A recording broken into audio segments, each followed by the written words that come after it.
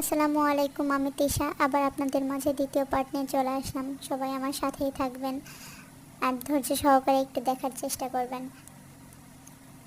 সুন্দরভাবেই ফুল ফুটে আছে গাছটিতে। ভিডিও করার মাঝে একটা আঙ্কেল চলে আসলো।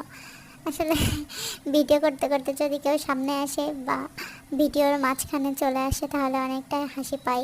কিছু বলার নাই, আসলে উনি তো জানতোই না যে আমি ভিডিও করতেছি। তারপর দেখি একটা প্রজাপতি ডানা মেলে বসে আছে। এরপর নিজে একটু ফুল ধরে ঢং করছিলাম। আসলে মাঝে মাঝে ঢং না করলে হয় না। তারপর হঠাৎ করেই দেখতে পেলাম চারিদিকে সবুজ শ্যামল ঘেরা। ডিম থেকে জানি কি একটা বের হয়ে আসছে, কি হাস্যকর তাই না? এটা দেখলে সবারই হাসি পাবে।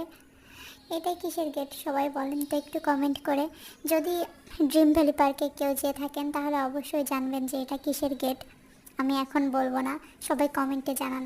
এই তো আমার ছোট্ট সেই মামনিটা আজ কত বড় হয়ে গেছে আমার সামনেই। আল্লাহর দয়ায় অনেক ভালোই আছে।